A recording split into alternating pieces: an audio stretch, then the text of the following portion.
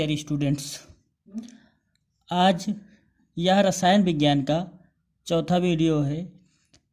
कल मैंने आप लोगों को वाष्पीकरण और वाष्पीकरण को प्रभावित करने वाले कारकों के बारे में बताया था और आपने, उम्मीद करता हूँ आप लोग नोट्स तैयार किए होंगे।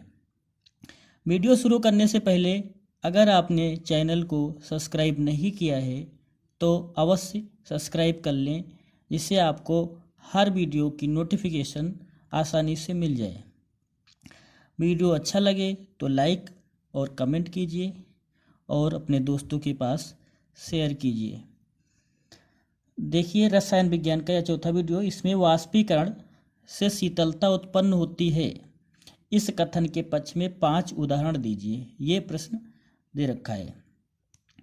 इसके बाद में एक और वीडियो बनाऊंगा और आपका ये रसायन विज्ञान का पहला चैप्टर आपका समाप्त हो जाएगा। तो वाष्पीकरण से शीतलता उत्पन्न होती है, इस कथन के पक्ष में 5 उदाहरण दीजिए। तो इसका उत्तर देखिए, वाष्पीकरण के लिए द्रव को ऊर्जा की आवश्यकता होती है। यह ऊष्मा द्रव के भीतर से ही प्राप्त करता है, जिससे द्रव का ताप कम हो जाता है, अर्थात शीतलता महसूस होती है। इसके उदाहरण निम्नलिखित हैं। 5 इसके उदाहरण देने हैं। पहला उदाहरण देख लीजिए, लिखा है, खुले हुए बर्तन में रखे द्रव में निरंतर वाष्पीकरण होता रहता है। तो वाष्पीकरण के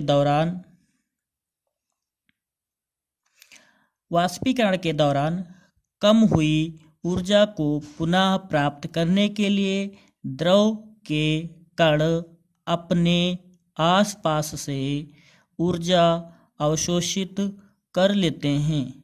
इस प्रकार आसपास से ऊर्जा के अवशोषित होने के कारण शीतलता उत्पन्न हो जाती है। इसका एक और नेक्स्ट उदाहरण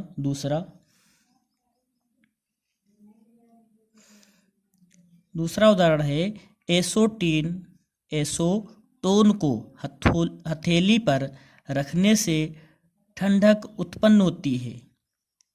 तो इसमें लिखिए, जब एसीटोन नाखून की पालिश हटाने वाला द्रव, एसीटोन होता है जो नाखून की पालिश होता है उसको हटाता है, को अपनी हथेली पर गिराते हैं तो इसके कण हथेली या इसके आसपास से ऊर्जा प्राप्त कर लेते हैं और वाष्पीकृत हो जाते हैं, मतलब हथेली में ही वाष्पित हो जाते हैं, जिससे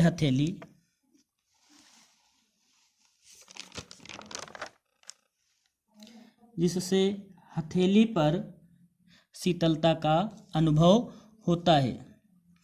अगर आप लोग वीडियो में आप लोगों को लिखने में परेशानी होती हो तो आप वीडियो को पुश कर दिया करो, रोक लिया करो और तब आप इसको अपने नोट्स तैयार कर लिया करो।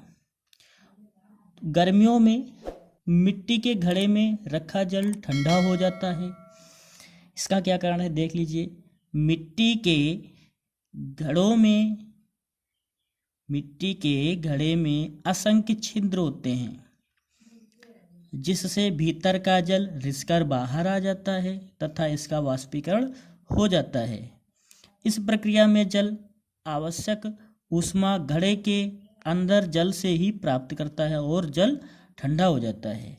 घड़े में अत्यंत छिद्र होते हैं, मतलब असंख्य बहुत से छिद्र होते हैं, जिससे जो है उस अंदर का जल रिसकर बाहर आता है और वातावरण के संपर्क में आकर वो वाष्पीकृत हो जाता है और ऊष्मा जो है घड़े के अंदर वाले जल से प्राप्त करता है और जल ठंडा हो जाता है।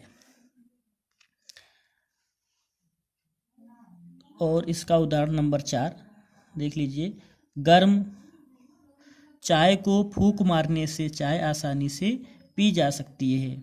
अक्सर सब लोग जो है चाय फूंक के पीते हैं, तो फूंक मारने से वाष्पन अधिक होता है और चाय का ताप कम हो जाता है। फूंक मारते हैं तो उसके वाष्पन, मतलब उसमें से जो भाप निकलती है वो बहुत ज़्यादा निकलती है, जिससे चाय ठंडी हो जाती है, तब आसानी से पी जा सकती है। इसका लास्ट उदाहरण, अंतिम 5वां उदाहरण देख लीजिए। बर्फीले जल से भरे गिलास की बाहरी सतह पर जल की बूंद नजर आती है। मतलब जो ग्लास में पानी होता है उसमें बर्फ, मतलब ठंडा पानी भरते हैं तो ग्लास के बाहर छोटी छोटी बूंदें जो है पानी की दिखाई देती हैं। तो वायु में उपस्थित जल वाष्प की ऊर्जा ठंडे जल के संपर्क में आने पर कम हो जाती है। मतलब जल वाष्प की ऊर्जा जो होती है ठंडे जल के संपर्क में आने से कम हो जाती है, क्योंकि गिलास की बाहरी सतह का तापमान कम होता है। ग्लास की बाहरी सतह जो है तापमान उसका कम होता है, मतलब ठंडा हल्का होता है। अतः यह द्रव अवस्था में परिवर्तित हो जाती है, जो हमें जल की बूंदों में दिखाई देती है। तो आप लोग इसको नोट करके याद करें, और कोविड-19 के चलते आप लोग घर पे मेहनत से पढ़ाई करें, जैसे आप स्कूल में आके, विद्यालय में आके करते थे। और हर पीरियड आप ऑनलाइन, जब क्लासेस चलती हैं आपकी 9 से 1 बजे तक, तो आप ऑनलाइन दिखाएं, मतलब आप चैटिंग पे रहें। अगर कोई आपको समस्या आती है तो टीचर से संपर्क करें। आप टीचर से संपर्क 9 से 1 के बीच ही, उसके पीरियड के दौरान ही रह सकते हैं। तो आप इसको नोट कर लीजिए, अपने नोट्स तैयार करिए और अच्छे से तैयार कीजिए, और चैनल को सब्सक्राइब अवश्य कर लें।